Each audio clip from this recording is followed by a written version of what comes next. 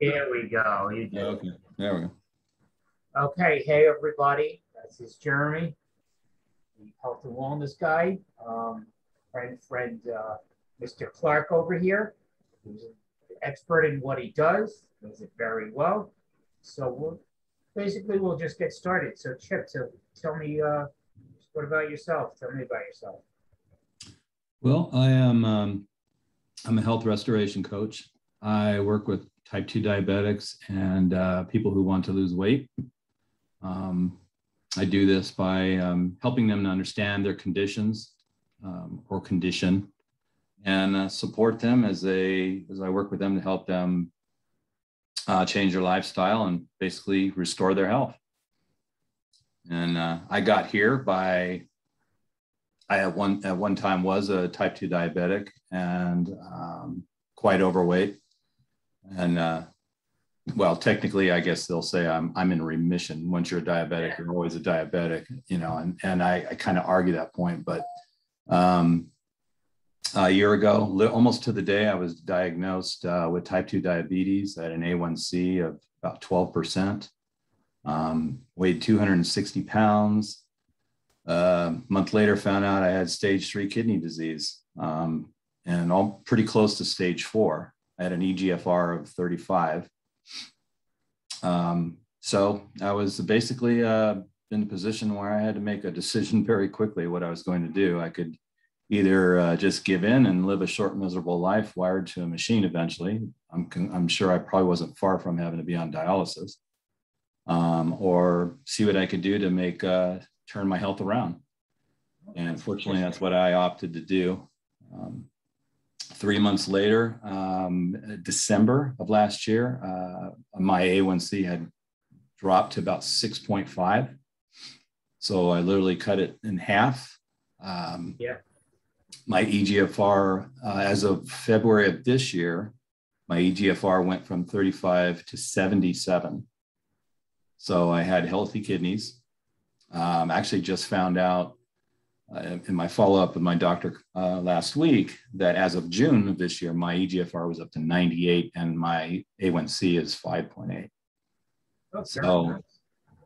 Yeah, so this experience just developed a passion in me to help other people going through the same problems, help them sort through the mystery of weight loss and what diabetes is really all about. I had to really educate myself because I learned very quickly that doctors, although nothing against doctors, but they're not going to take the time to explain and how you can fix this through nutrition and good exercise and stuff. So I spent a good portion of my time putting my own self through my own college, so to speak. And so I am, as of May, I was enrolled with the Health Coach Institute, and I'm about this close to being certified. And I'm actually now working with clients a couple of which who are pre-diabetic and already seeing progress. So that's my road to getting here and why we're talking. What was the biggest challenge? What did you find the biggest challenge was? The biggest challenge for me was really just understanding what type 2 diabetes really is. It's such a complicated disease. It really is. And it literally probably took me 3 or 4 weeks of really intense research and studying and watching documentaries. And there are some excellent documentaries on Netflix and Amazon about it. And so before I could do anything, I needed to understand what type 2 diabetes really is. And that was probably my biggest challenge. Once I understood that, I figured, okay, the only way I'm going to get rid of this kidney disease is if I get rid of this diabetes. So basically I did some reverse engineering. I figured out, okay, this is how I got here. This is how I'm going to have to go back. And the first thing I attacked was sugar. Yeah. Added sugar in our foods. I mean, I was a hopeless Pepsi addict. I probably consuming 40 to 50 ounces of regular Pepsi a day. And I'm not sure whether your viewers know it, but one 12-ounce can of Pepsi has 10 teaspoons of sugar in it. That's added sugar. So I was probably, between that and the food I was eating, was probably consuming close to about 75 teaspoons of sugar per day. So literally overnight, the sugar was gone. And that was probably, I think, the biggest contributor to both my weight loss. I've lost 60 pounds since then. I'm down to 200. I had a body fat percentage of 40%. I'm down to about 17.5 now. And I'm going to be 62 years old. So if I can do it, those young pups out there can do it too. So Yeah, that's a good motivation. Yeah. Did you start with exercise? Have you been doing exercise? Yes, I at first, probably the first couple of months, I was just doing some hard walking, and then realized, this isn't enough. So I actually got involved in CrossFit. Really? Which basically meant I just wreaked World War III on my body, because I remember my very first workout was last Christmas Eve. And if you're familiar with CrossFit, of all, the first workout was called the 12 Days of Christmas.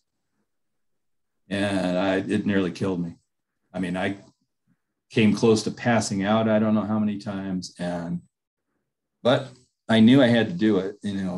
I had a pretty good motivator. I was, either do this or die. So in some ways, I think maybe it was easier for me to achieve the weight loss and all that because I didn't have a lot of options. It'd be harder, I think, for someone who wants to lose weight, who's, they're relatively healthy. Maybe they have 20 extra pounds, but they're healthy. So I had a pretty good driver, So, I started doing CrossFit 3 times a week, and that's what I do now. And, it completely changed my life, not just the health aspect of it, but I was, up till about 10 years ago, I was a very active wildlife photographer, landscape photographer, hiking, backpacking, and, our national parks, and really hard to reach areas, but because my health was deteriorating and I'd gained weight, I just stopped doing it. I lost the passion for it. And last year, as I started losing the weight and getting stronger and healthy, it just came back, So I'm, when I'm not doing this, I'm tramping around in the mountains with 30 pounds worth of camera gear and enjoying life again. That's pretty interesting. What would you say was the biggest challenge? Like, would you say mental was harder or physical was harder?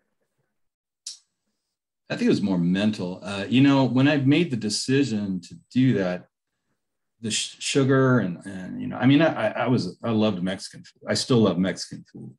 And I thought for sure, oh my gosh, I'm never going to be able to give that up. And I didn't give it up. I still enjoy it every once in a while, but it doesn't manage me like it used to. The sugar was not hard for me to give up, because literally within a week after cutting that out of my diet, I was like noticeably better. I felt better. I was sleeping better. My skin looked better.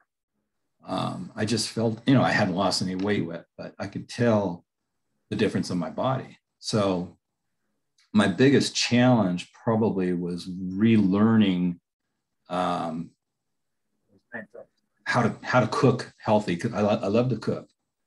And I think as I progressed into this, I love dairy. I still love milk. I just don't drink it anymore. So it was learning how to make foods that I like that resemble Mexican food or pasta, stuff like that. So I am now probably about 75% plant-based. And I will tell all you people out there if they think that just means eating salads every meal, you're way off, because a good plant-based meal is actually very, very good if it's cooked right. And the benefit to the body is just, it's amazing. You lose weight, you sleep better, you're stronger, you're just more alert, more focused all the time. And I don't deal with the cravings that I used to deal with. I mean, it'd be 10 o'clock at night. Oh my God, I got to have a bean and cheese burrito. And now I got to figure out which restaurant I want to get it from, driving all over the place. And don't do that anymore. So yeah, but some people don't realize is that when you it's feeds your mind too. It eats your brain, and certain vitamins, minerals, whatever they it's not just about what it does to the body. It works on your mindset as well. Absolutely. There are several things that vitamin supplements that work on your mind. Um, how long did it take you to get that certification, the health coach certification?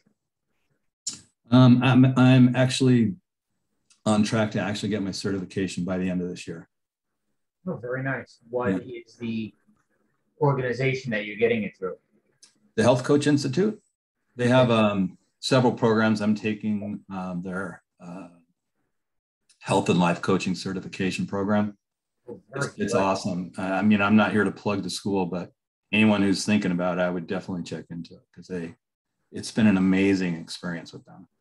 Yeah, I have mine through ACE, which is also the personal trainer license, and how they have several different things. You see different perspectives, how they work together. Yeah. What as you pay it forward, what do you find most satisfying?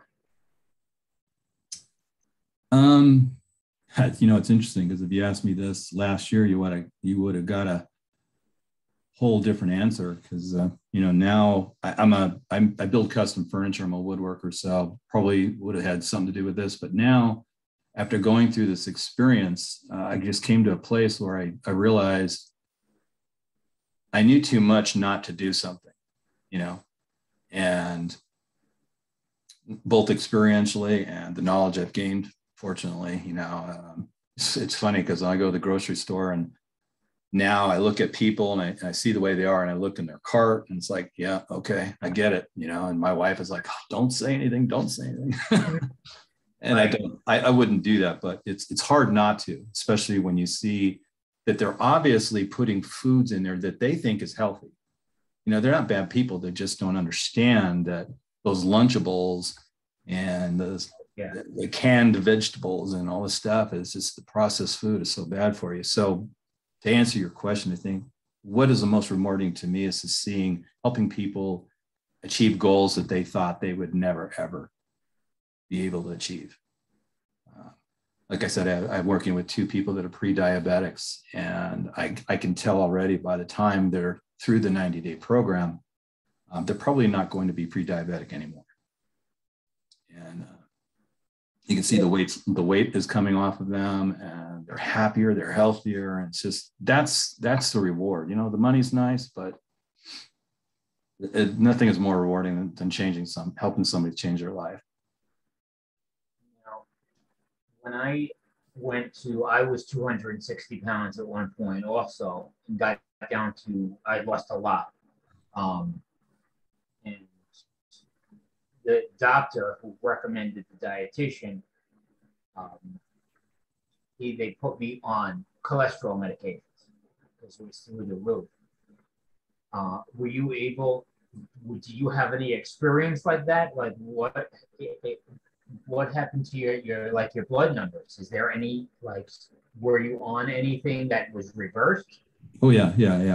At one point, I was on 6 different medications for the diabetes, for high blood pressure, for acid reflux, for gout, for cholesterol. I think that's it. Yeah. I am now will take about 1/3 of the dosage of my blood pressure medication, maybe every few days. I don't take anything else anymore. My blood glucose when I first was diagnosed was 300. Now it's pretty consistently between about 105 and 120. And I was only on metformin for maybe a few months, and as I started getting healthier, my blood sugar was starting to get a little too low. So my doctor said, okay, let's back off the dosage a little bit. And then eventually I just completely went off of it.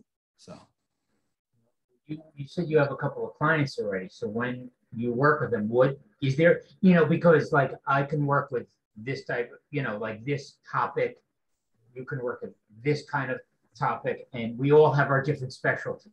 What do you work with most? Type 2 diabetes and weight reduction. And quite often, the two right now that I'm working with are both, pre-diabetic and want to lose weight. So I don't work like exclusively only with type 2 diabetics or people that want to lose weight. I can, just because I have experience in both areas, that's pretty much my niche. Yeah, I do the same thing. But what would you say your favorite thing is about what you do? And you're a coach, correct? Yes. Okay, so you can probably relate to this. When you're talking with somebody and you're kind of discovering their why behind the why, and you come across something and you see their eyes just light up. It's that aha moment when they discover that's why I do that, or that's why I'm not losing weight. That makes sense.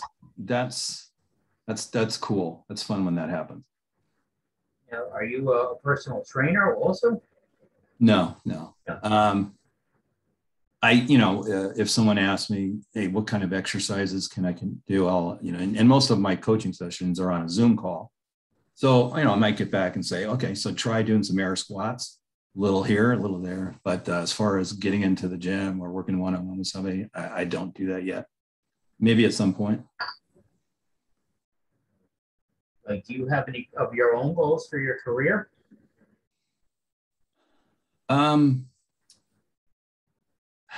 Yeah, I think I have a certain number in mind about how many people I would like to work with at any given time. At some point, I would love to do group sessions. And I really have kind of developing a passion for working with parents of children that are obese or type 2 diabetics or both.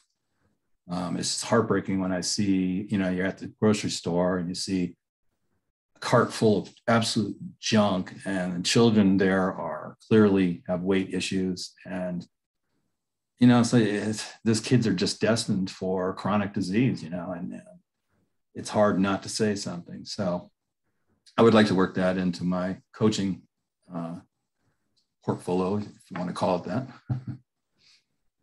What is your schedule like? Like, when do you work? I do this full time, so I'm fortunately can be very adaptable and flexible to my clients' needs as far as their times. And typically, I'm coaching in the evenings because that works better for them, or weekends. So when I'm not coaching, I'm in my wood shop building or studying. Do you do it only virtual, or do you do exercises with anybody? Like, where do the sessions take place?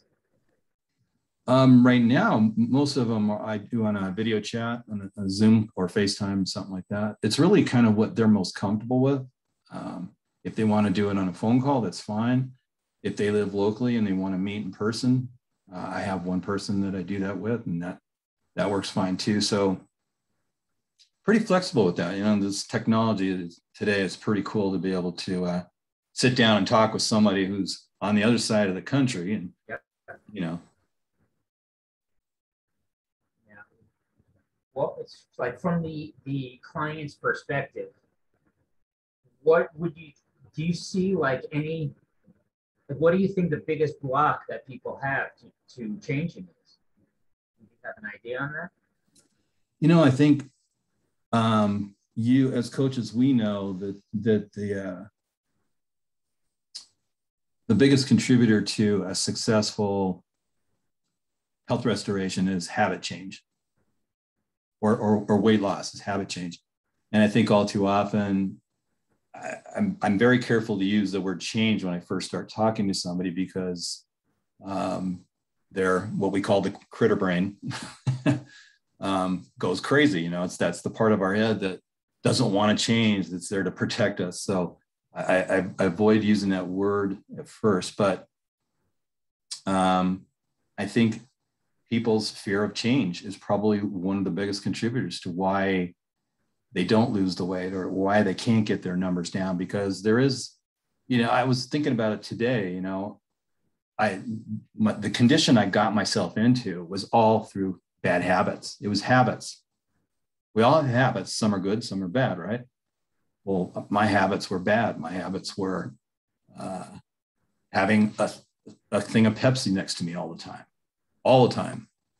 So I had basically an IV of sugar going on at any given time. And so as I started realizing what I had to do, I had to change habits. So instead of instead of a Pepsi, it became a zero sugar Pepsi or something like that. And so those kind of changes, they're not so scary. I mean, I hate the word diet because the first thing people think of when you say diet is deprivation. You're taking something away from them. They can't have their cheeseburger anymore or their bean burrito. It's like, no, I don't. In my coaching sessions, I don't tell people what to eat. Don't eat this, don't eat that, you eat this. No, we work together and find out what's going to work for them, and they decide what they're going to eat or drink. So, so to answer your question, I think the biggest thing that holds people back is just that fear of changing. For a lot of these people, maybe they've been overweight their whole life or they've had chronic disease since they were very, very young. A change is very foreign to them. It's a scary thing because they have, if I don't have this bag of chips at 10 o'clock at night, every night anymore, what will I do? It's like people that deal with alcohol, I can't have alcohol anymore. What am I going to have? It's a scary thought for them. So. Yeah, well, actually, I'm very open with it that I have that problem with the alcohol. And one of the biggest thing, and I stopped when I had to lose the weight, had to give it up. And, my life was on it. But one of the things I remember hearing back then is I only have to change one thing. It could be overwhelming and so simple at the same time is the only thing I have to change is everything. And it could be overwhelming. Right. Something that I work is writing down what you eat. And I find that to be oh my God, I just had, say Pepsi. In my case, it might have been Pepsi with something else. Oh my God, I just had 4 Pepsis in 20 minutes. And that's one of the things I find the function of any nutritionist, health coach, trainer is here's the reality. Here's the mirror I have written down. You said you got the Pepsis, the candy, the cereal, cheeseburgers, and here's the reality you're looking at on paper. And I find that to be very effective. Oh my God, I didn't realize. I thought I had one soda at a time, but I had it 14 times.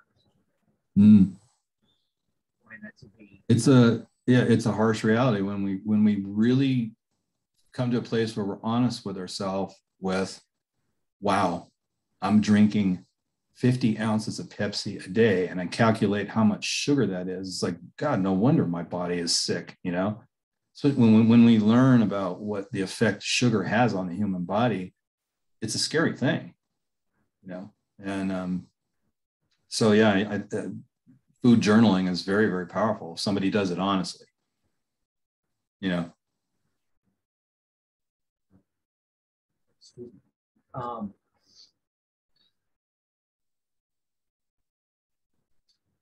I think I'm running a little low here. That's all right. What kind of support do you give your clients? Like how often are you there for them? Do you meet once a week, twice a week? On my 90-day program, we meet once a week for about 45 to 60 minutes. Like I said, usually it's a phone call or a Zoom call or in person. Doesn't seem like 45, 60 minutes does not seem very long, but it's amazing how much you can get in that amount of time with them. So, and they will each session, they'll have some action steps for the coming week, and it could be anything from practicing some breathing techniques for relieving stress, or one exercise that I love doing is discovering what kind of foods provide you with energy, and what kind of foods take that energy away. And looking into, okay, what's the best proteins for you? Does it come from an animal food, or does it come from plant-based? Yeah, for me personally, it's plant-based. So Plant-based. But what works for me does not necessarily work for somebody else. Yeah, you mentioned talking plant-based. I just did something on plant-based foods, and it's really unbelievable. Like, even there was more. When I was looking online, I'm like, there are so many more, and I've been doing this for a little while now, and it's been a while. I went to school in nutrition, and but there are so many more plant-based foods and alternatives that I either didn't know about or completely forgot about. Yeah. And it's really unbelievable. Like, my own belief is that it's that God, life, earth, whatever you want to call it, has given us an abundance. Yeah. And something that I learned that I aim to tell people is basic rule. There are exceptions to every rule, but the basic rule is, if man made it, you can eat it. And and looking at what we do to animals to get our food, it's really unbelievable. The interesting thing is, and this conversation comes up, is that if somebody wants to eat meat, that's completely fine. That's up to them. However, the thing we need to remember, any kind of animal product you eat, you're eating what they ate. And there's a documentary, I can't remember what it's called, but in a section, it's basically about how animals are treated and their living environment in these so-called healthy environments they live in. And I remember they showed a shot of this one ranch where these cows were drinking from this, wasn't quite a lake, but then they're showing all this runoff on this ranch, this water that's flowing through the ranch and picking up feces and urine, and it's all going into this pond that they're drinking from. And we're eating that meat. So, get that into your head, pigs, I'll never eat another pork again after seeing what those things eat, it's, and I used to love ribs, trust me. I still do, but it's just the idea of I'm eating what that thing ate, and that's not very appealing. I remember learning about what organic foods are, and the way I kind of see it now is that, yeah, it costs a little bit more money. That's going to be an objection, but you could spend a little bit more money now on getting the organic stuff at the supermarket, or you could pay a lot more for it later with your health and you're going to the doctor. Mm-hmm.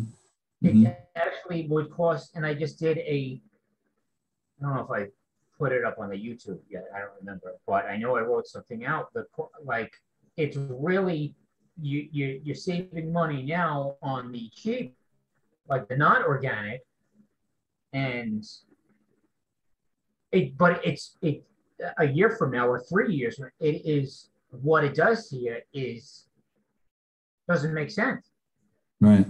It really does not make sense. And that's why I said, like, I remember talking to, she'll probably see this, it was my mother, but at one point, I don't remember exactly when, but we were talking about, I think it was New Year's, wasn't last year, could have been 2 years ago.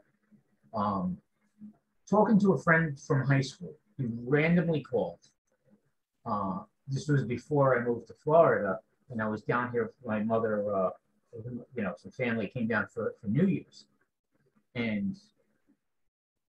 basic thing that I tell people is, if you want, like, it is a rainbow, is you make a rainbow. You have a salad, you have it organic, everything, or as much as possible organic, and you have something from every color of the rainbow. You got red, you can put apple slices, orange, you can put orange slices, or red, you could put tomatoes. things like that. Yellow to other peppers, green obviously is lettuce, and got blueberries, and adding a protein, adding a healthy protein. You can put avocados in. I got a little bit, or if you like nuts, almonds, and one of my vices, and my parents hate this, is caffeine, and because there's a health issue. But something that people don't realize is the alternatives to cow milk. Humans are the only species that drink milk from a species that is not their own. So you won't see a cow drinking human milk, basically. We're the only species that does that. But there are alternatives: soy milk, almond milk. There are some. What's the word? They could be made a little bit better. That's the way to say it. They could be made a little more efficient for how much water they use. But the benefits, if you look at a carton of almond milk versus whole milk or even skim milk, the difference. It's what you're getting out of almond milk. The nutrition that's in there is so much better, and it's plant-based. Right. People don't realize how much added sugar there is in milk, dairy milk. A lot of it. Otherwise, you wouldn't drink it. It'd be awful. you know. And what's interesting, and I try not to push the plant-based diet on people, because I try to present it from a positive standpoint. And one of those is, all the animals that we eat, the beef, chicken, turkey, they're all vegetarians. They don't eat meat. The animals that eat meat, the predators out there aren't typically in our grocery store. It's all the meat that we typically eat are vegetarians. They eat grass, eat plants, stuff like that. So isn't that interesting? Yeah. We decide to eat their meat. Yeah. You know what? I've never heard that before. Yeah. And don't get me wrong, man. On occasion, I love a steak. I love it, but the biggest thing that has happened to me now is food does not manage me anymore. I manage my food. It does not rule me. If I have a craving for some potato chips, I'll take some potato chips. I don't grab the bag and sit down with it, but I'll put a few in a bowl, and I'll have that, and I'm fine. I love Oreo cookies, but now where a package of Oreos would last 2 days, now it lasts 6 or 7 weeks. So I'll have one, and literally I'm fine for a few days. I don't have those cravings anymore. So you're bringing that up with the cravings. Now it's making me think of something. Have you noticed that your change in diet and health has affected your mindset? Oh, absolutely. Absolutely. Yeah. Well, for one thing, I don't sit there and dwell on food like I used to. I mean, it was awful. I lost my job last May. And so when I'm home, before I started all this, at 9 o'clock, I'd be trying to figure out what am I going to have for lunch? What am I going to have for lunch? And then I'd go out at lunchtime. I'd spend an hour driving around. Oh, no, I don't want to eat there. I want to eat there. Oh, no, I don't want that. I want a burrito. So when I think back of how much time I was spending just thinking about food, it's ridiculous, But at the same time, too, like I said, I am a woodworker. I build custom furniture. And before, I could only be on my feet for maybe an hour. And when I was dealing with the symptoms of diabetes, I could not have my head down like this for more than a few minutes at a time. If I'm working on something, it was bizarre. So by getting my health in order now, I'm just able to focus more on my work. I'm not spending time thinking about food. I'm definitely, now I can work in my shop on my feet for 8 hours. I have to remind myself to stop and eat. or drink water or something like that, just because, my endurance is, it's night and day, so. Yeah, and I remember when I lost weight with the dietitian, and remember hearing something that he said I found that he said one part of the sentence. He left off the second part. But I still found that it was still amazing. What he said was, for every 1 pound you lose is 7 pounds of pressure off your joints. Mm. The thing that I don't think about in my mind is that for every pound you gain, you add 7 pounds to your joints. Yeah. Yeah. So if you put on 10, yeah, okay, well, it's okay, we're getting closer to Thanksgiving. I put on 10 pounds for the holidays. That's 70 pounds extra pressure on your joints. Wow, I didn't know that. Yeah, and yeah, you said things that I didn't know either. You said plenty of it, but it's and I remember learning in school when I was studying nutrition. I don't remember which. I can see the classroom and some of the stuff we learned, but I don't remember the name of the class. What this country was happening in America. Now they showed a slide. This class I took it in 2014, I want to say. And they showed a picture and they compare it to like a Verizon commercial or an AT&T. When they show how much, okay, well, it's AT&T commercial. Well, AT&T, we cover this much of the country, and the whole country, I think they use pink. 2/3 of the country is covered in pink. And then, this was us 10 years ago, and there was no pink in there. And Verizon does the same thing. Or they'll do like AT&T versus Verizon. Like, AT&T, we have more pink, but Verizon has red. We cover more of the country. But it's the same thing with obesity rates. Yes. Again, this was 7 years ago that I took it, but the slot, whatever years they use. So say it was 1980. Okay, here's what it was in 1980. And 20% of the country was overweight or obese. 1990, 35%. 2000, 50%. And you see that coverage lighten up like it was a Verizon or an AT&T commercial. How much of this country is overweight? And I at one point had worked for a life insurance company. And I do think a positive contribution would be the way life insurance does it is you smoke, you pay more. You go skydiving every weekend, you pay more. You drive for NASCAR, you're going to pay a little more because of the risk you both.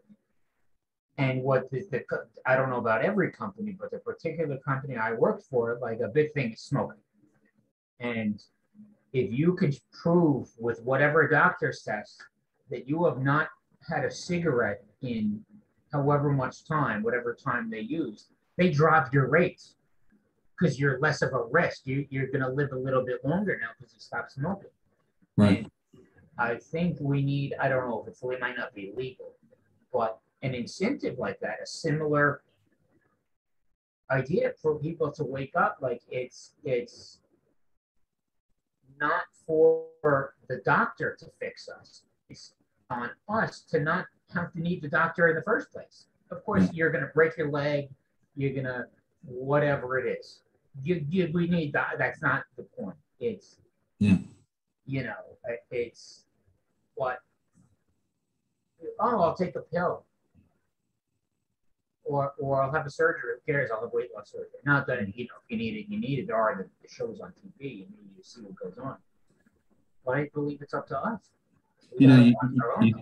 You touched on something very, very important. How you were talking about how in the 90s the obesity rate was this, and every 10 years it's drastically increasing. And the other day I had my step granddaughter over. And we had the Nickelodeon, one of the networks that's for children, cartoons and what all. And I would never have noticed this before, but every commercial that came on was either a sugar cereal, like Trix, or there magically delicious, this kind of Yeah. stuff. And then fast food stuff. And it all focused on like the Happy Meal, not, Big Macs and whatever. They are targeting children with this habitual food, turning them into sugar addicts. So, and this has been going on for years, of course, but when you look at the 90s, children that were targeted back then are now obese. Yeah. And it's getting worse. I mean, the obesity rate with children is heartbreaking.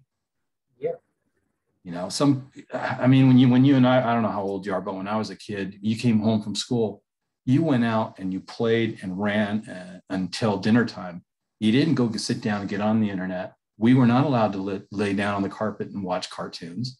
My mom and dad, especially my mom, had a rule. You come home, you have a snack, but then you go outside and you play. And we did. We played baseball, whatever. Kids don't do that anymore. They come home and they sit and game, social media, all this stuff. And it's sad, man. We're breeding a bunch of people that are going to be so dependent on medications and surgeries down the way that, I don't know. It's really a scary thought, Yeah. Well, Yeah. I on my own videos, I'm pretty open. I had I'm 40. Well, well, first of all, I would not say you look like old enough to be a grandfather. Thank you. You're doing something right. No milk. But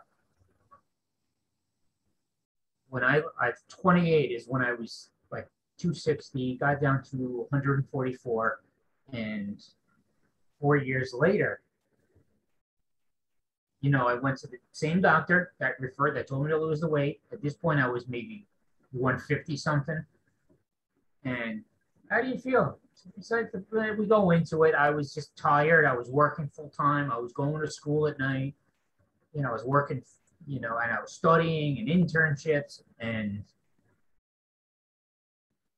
sure enough, but I said it was the tiredness. And this is when I was 150 something pounds.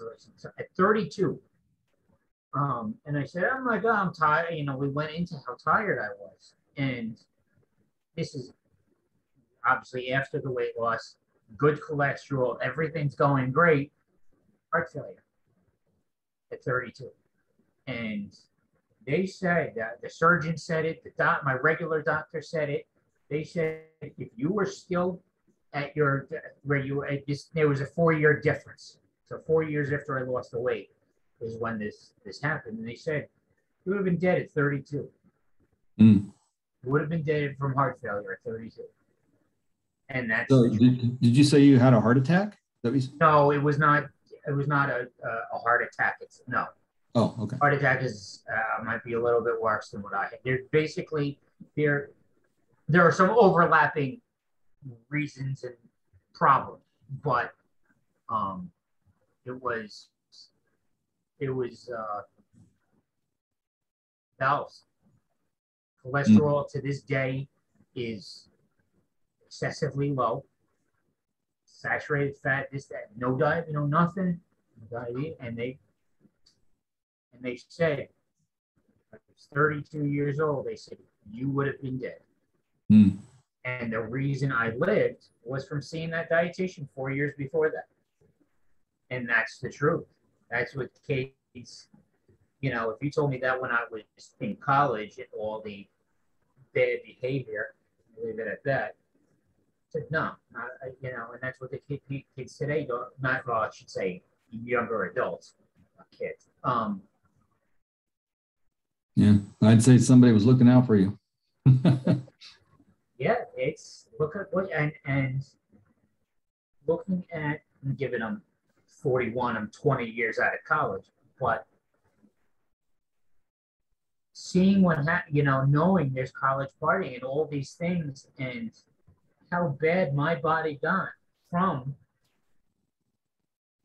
not eating terribly. I worked at an Outback Steakhouse in college, so you can imagine what I was eating. Partying every night, and it's the point of you're dead more than once. And you say that you see the kids with with this is like when I said if you spend a little more on the organic, and I tell this, my mother and I live in the same city, a couple miles apart, and if we are ever together, I'm like, nope. She's there. Times it's come up. I try not to do it, but it comes up. I'm like, nope, nope, mom, what are you doing? So can you just let me eat? Like, nope. That's why I try not to like at every meal, but in my head, I'm like, oh, please God, mom, don't eat that. Yeah. Yeah.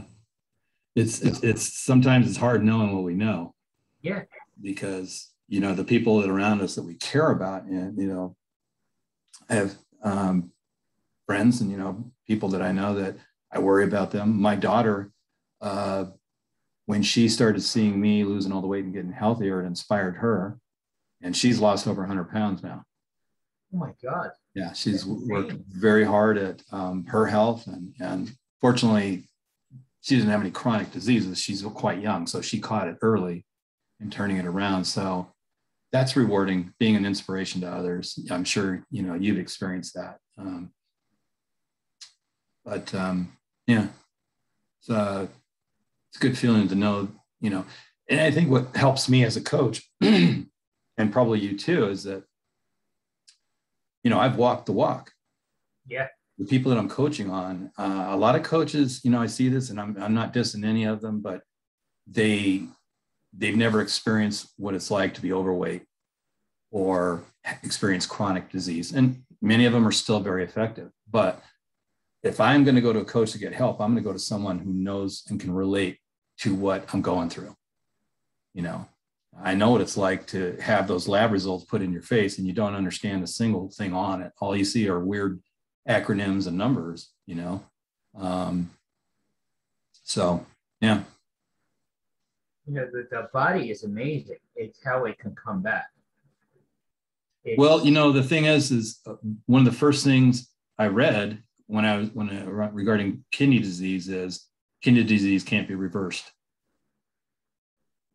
Once your kidneys are damaged, that's it. You can slow the progress, maybe even stop it, but it can't. And I had this conversation with my doctor the other day ago.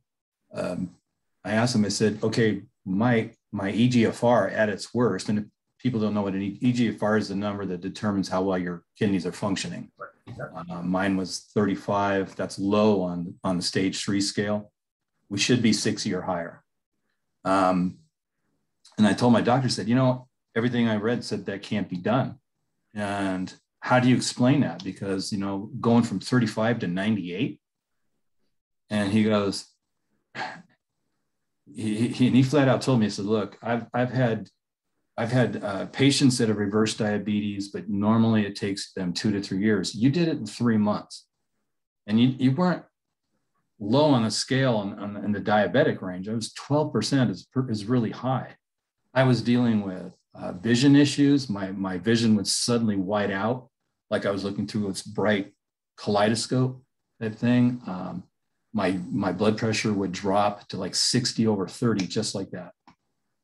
And almost, fortunately, never happened while I was driving. But so I was dealing with the hardcore symptoms of diabetes, you know, urinating all the time. I was probably drinking 3 or 4 gallons of water a day, you know, and I was peeing more than I was drinking. That's bad. So when my doctor said, you know, I've had people turn diabetes around, and I don't know, you did it in 3 months. Okay. I was still pre-diabetic after 3 months, but I was much healthier. He goes, but I've never had anybody turn around kidney disease. I said, then how do you explain that? He said, everything that you read says it can't be done. And he goes, I can't. He goes, whatever you did, people need to know. So that was like, there was my trigger, you know, okay, my life now calling is now helping others with this. So yes. And you want to hear something you just said. When I first lost the weight, I went to the doctor, and it was 2008. And it's not that he advertised it. He didn't say it in front, you know, he didn't like, but it came out a time or two that I was his most dreaded patient. Like he really? didn't, and of all the people he had, and the weird thing is, he did not see you for 5 years. Boom, he knows your name, your birthday, the last time you were there. He just remembers it all. And other people had said the same thing. Like, I haven't seen you in 2 years. You remember the last conversation we had, but he, there was basically, he told me I wasn't going to see 30 years old. I was 28, and when he said, I'm going to have you see this guy, a dietitian, he referred me, and I don't know if I'm not going to tell you I was the test patient. I don't know if that's true. A test patient. So apparently they, at some point, like they maybe had just met each other, and he sent me to the dietitian. And when I got to the dietitian, he said, who's the nicest guy in the world, he goes, yeah, so he says you're his most difficult patient. I'm like, oh, wonderful. Yeah. And it wasn't a secret, but when I went back to that doctor, because I had to go get the blood test results, my kidneys were doing, I had to go like every month. The cholesterol, I was on cholesterol meds temporarily, and by the time I was done, the doctor, he's like, and this is not, I'm not, don't mean this about me, I mean this about having worked with a dietitian, what a dietitian does. 6 months later, he's like, what the hell? And I was on the scale, and I was happy, and I was now glad to go to the doctor. And probably maybe it was 7, 8, 9 months later, and he says, what the hell? And I had a smile, and he says, I've been telling you for years to do this. You don't listen to a thing. It's difficult dealing with. He goes, you go to this guy and the first time it works. Like, he's like, he's like, you did that on purpose? Like, and we made it like a joke. And maybe he's doing it to mess with me or something. I'm like, no. It's something I want to, I feel like this is important for me to say here while I'm thinking about it. And I'm sorry, I didn't mean to interrupt you. No, okay. For the people out there that are listening to this, I want to emphasize that, even though I was able to turn my diabetes around in 3 months and kidney disease in about 5, 6 months, okay, I went hardcore aggressive against this, okay? So I don't want anyone to feel like, oh my gosh, I've been trying to do this for years and I've progressed, but I'm not that good yet. It doesn't matter. I love this little saying that little hinges swing big doors. One step is one less step towards your goal. It doesn't matter whether you achieve it in 3 months or a year or 5 years. Every time you're doing this, you're progressing and it's your body is healing itself. So don't take these examples of me or what Jeremy is saying and his life health restoration as being the norm. Don't compare it to everybody is unique. It's a healing process. Really, when you are reversing diabetes or chronic disease, you are healing your body. Basically, you're not taking something away, you're putting it to a healing process. And that takes time. It takes careful attention. For me, like I said, I was very hardcore aggressive. I was close to dialysis, and that scared me. I pretty much made a decision that if I came to the point of going on dialysis, I was just going to check out. I was not going to spend my life wired to a machine or putting my family through having to see me do that. And so I had to be very, very aggressive with this, Well, yeah, it's a good point. I shared that story with the dietitian because I don't know about anybody else. I was 28. I had never even heard of a dietitian. And it works. That's what works. And again, it's like, and something I told people is a hospital, a doctor, a surgery is the last resort. It's not, well, my cholesterol's high, maybe the doctor will prescribe me something. Yeah. That is not, and believe me, I've been guilty of that. Especially I just had a surgery and there's trying to avoid painkillers. But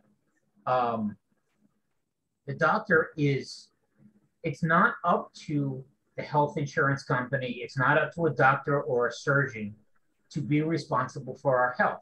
Yes, obviously, if you have to see a doctor, they have some responsibility to fix what's wrong. They are responsible for it, but it's not for them to walk around with us 24 hours a day.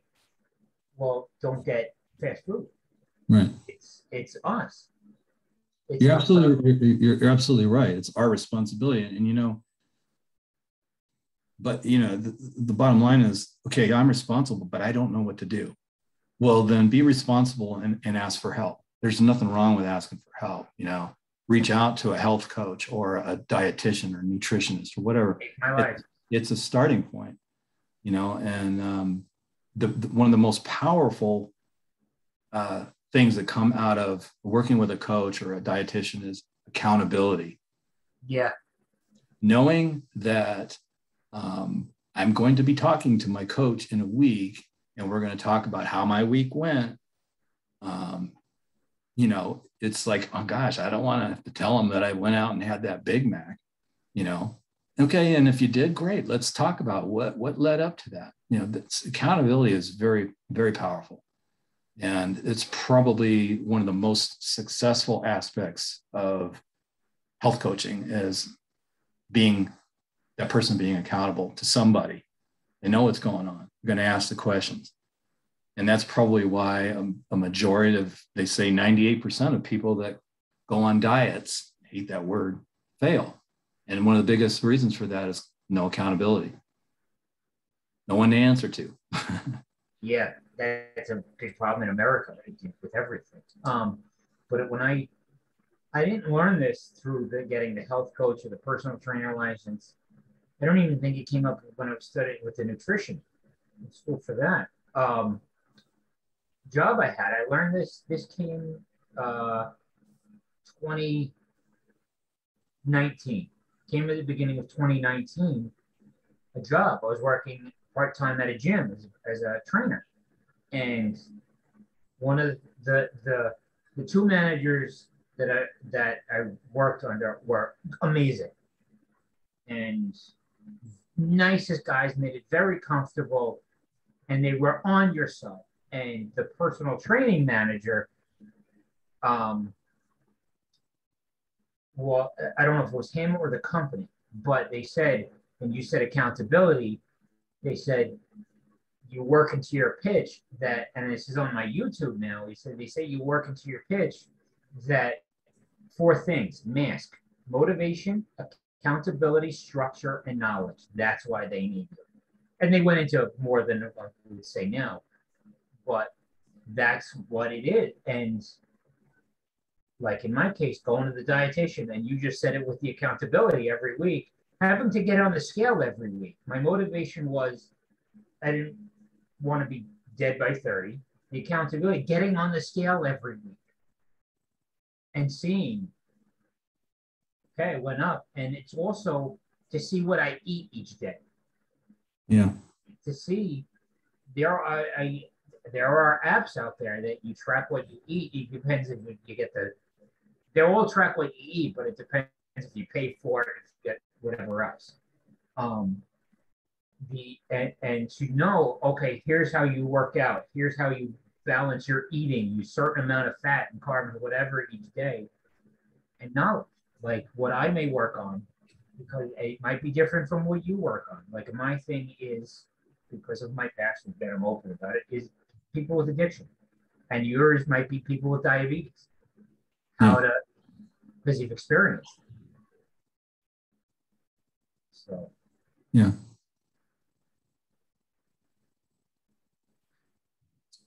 Yeah, boy, that's a lot to think about. I think I'm running out of steam.